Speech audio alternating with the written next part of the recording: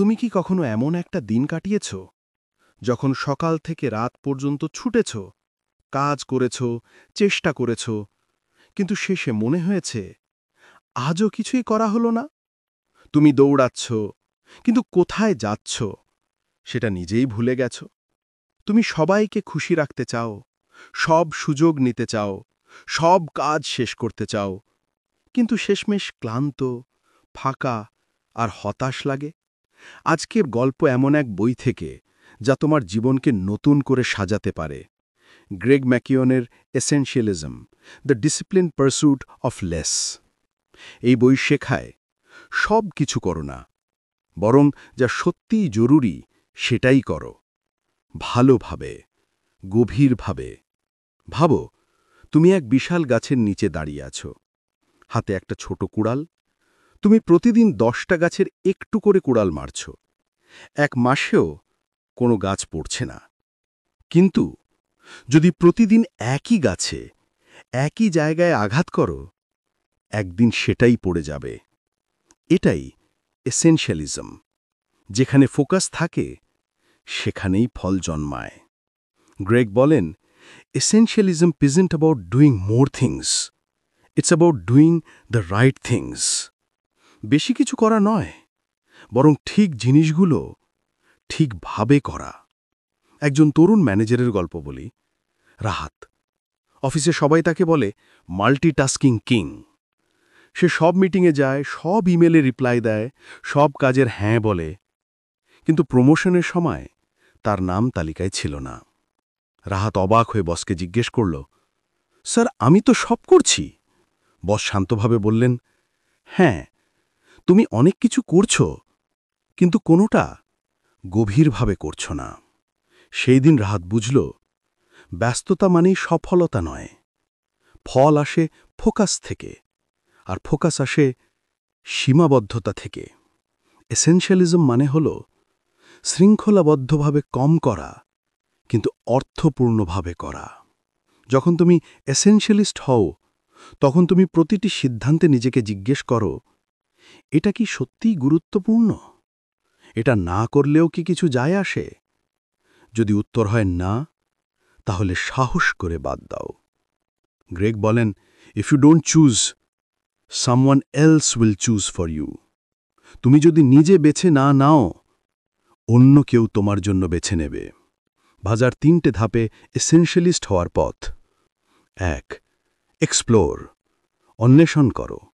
নিজেকে প্রশ্ন করো, কোন কাজগুলো আমাকে সত্যিকারের আনন্দ দেয়? কোন কাজ আমার ভবিষ্যৎ তৈরি করে? এই প্রশ্নগুলোই তোমাকে তোমার এসেনশিয়াল পাথ দেখাবে। 2. এলিমিনেট, বাদ দাও। যা দরকার নেই সাহস করে কেটে ফেলো। না বলতে শেখো। প্রতিটি না মানে তোমার জীবনে সত্যিকারের হ্যাঁর জায়গা তৈরি হচ্ছে। 3. এক্সিকিউট, বাস্তবায়ন করো। যা বাকি থাকে সেটি গভীর মনোযোগে করো। গ্রেগ বলেন, রুটিন ইজ ফ্রিডম, অর্থাৎ সঠিক রুটিনই তোমাকে মুক্তি দেয়। আমাদের সবচেয়ে বড় ভয় হল না বলা। আমরা ভাবি কেউ কষ্ট পাবে অথবা আমরা খারাপ দেখাবো। কিন্তু না বলা মানে অশ্রদ্ধা নয়, এটা তোমার সময়ের প্রতি সম্মান।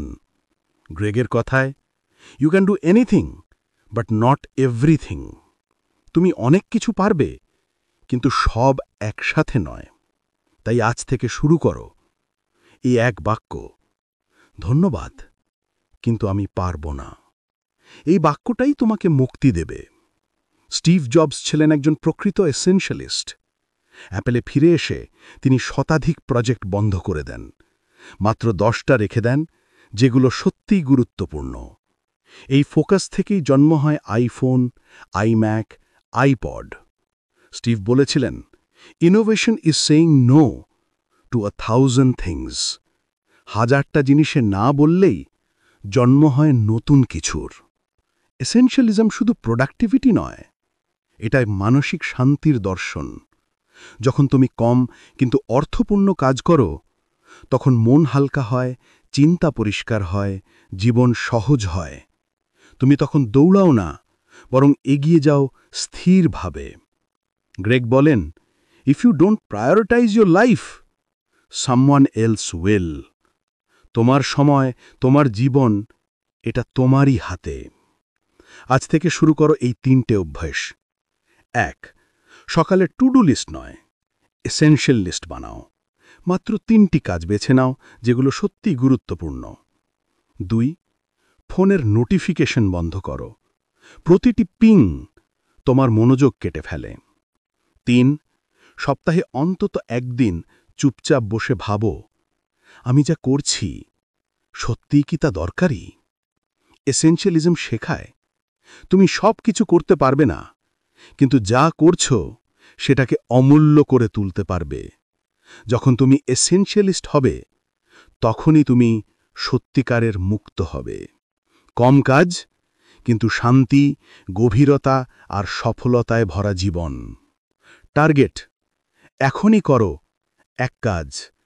আজ থেকে একটা অপ্রয়োজনীয় কাজ বাদ দাও। আর মন্তব্যে লেখো, আমার জীবনের সবচেয়ে প্রয়োজনীয় জিনিস হল। ভিডিওটা ভালো লেগে থাকলে লাইক, কমেন্ট আর শেয়ার করো। যাদের জীবন অগোছালো ব্যস্ততায় ভরা, তাদের কাছে এই বার্তাটা পৌঁছে দাও। আর সাবস্ক্রাইব করো, কারণ পরের ভিডিওতে আমরা জানব কিভাবে অ্যাটমিক হ্যাবিটস আর এসেনশিয়ালিজম একসাথে তোমার জীবন পুরোপুরি বদলে দিতে পারে।